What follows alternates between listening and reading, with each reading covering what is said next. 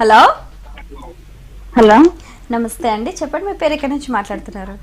మా కడప మేడం, భాగ్యలక్ష్మి నా పేరు. అమ్మ చెప్పండి మీ సమస్య ఏంటి? నాకు మాటి మాటికి గొంతులో గల్లలాగా వస్తుంది మేడం, బొంపులాగా కఫము. దాని గురించి సార్ని అడిగి కనుక్కున్నామని ఫోన్ చేసినాను. దానివల్ల మీకు ఇబ్బంది ఏంటి?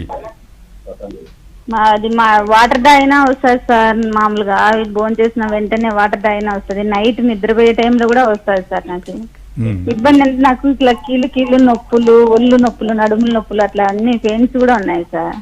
చిన్న జాయింట్లలో వేళ్లలో ఉన్నాయా? అరిచేతి వేళ్లలో జాయింట్లలో కూడా ఉన్నాయి సార్. ఇట్లా ఉంచినప్పుడల్లా నొప్పులుగా శబ్దం కూడా వస్తుంది సార్. బిగుసుకుపోయినట్టుగా పొద్దున్న లేవగానే కాళ్ళు అందుకు బిగుసుకుపోయినట్టుగా కొంచెం దూరం నడిచిన తర్వాత కానీ ఫ్రీ అవుతుంది.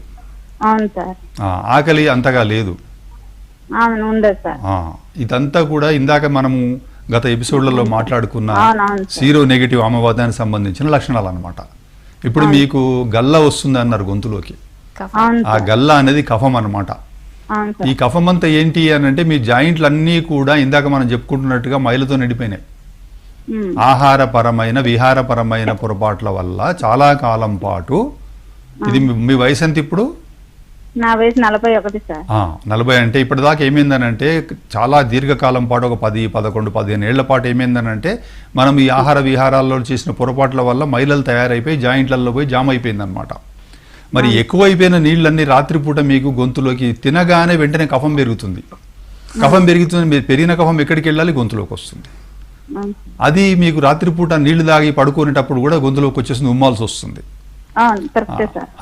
ఎందుకు అనంటే రాత్రి గుణం ఏంటి? చలవ చేసే గుణము. అన్నం తిని ఉంటారు, గంట 2 గంటలు లేట్ ఫుడ్ తీసుకుంటారు రాత్రిపూట ఫుడ్ తీసుకోవడం వల్ల ఆమవాత రోగులలో కఫం గొంతులోకి వచ్చేస్తుంది.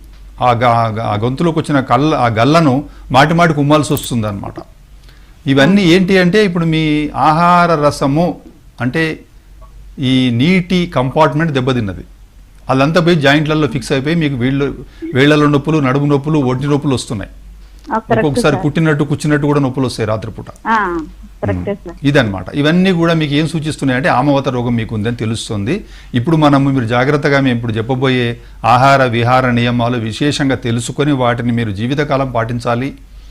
దాదాపు జీవితకాలం ఉంటుంది ఇది బాధ. దీన్ని మెయింటైన్ చేసుకునే రోగం అన్నమాట. ఇది శాంతం పూర్తిగా పోతుంది. ఆయుర్వేదంలో జాగ్రత్తలు పాటిస్తే పోతుంది. కానీ జాగ్రత్త అనేది చాలా చాలా అవసరము. మీరు జాగ్రత్తగా ఉంటే ఇవి తగ్గిపోతాయి. దీనికి సంబంధించి మనం చికిత్సా పరంగా కొన్ని ఇంకా రాబోయే ఎపిసోడ్లలో కూడా మనము మందులు కూడా చెప్పుకోవడం జరుగుతూ ఉంటుంది. ఆహార పరంగా ఇప్పుడు చెప్పబోయే జాగ్రత్తలు మీరు పాటించండి. ఖచ్చితంగా మీకు 100% రిలీఫ్ వచ్చేస్తుంది. దాంట్లో ఏం సందేహమే లేదు. ఓకేనండి.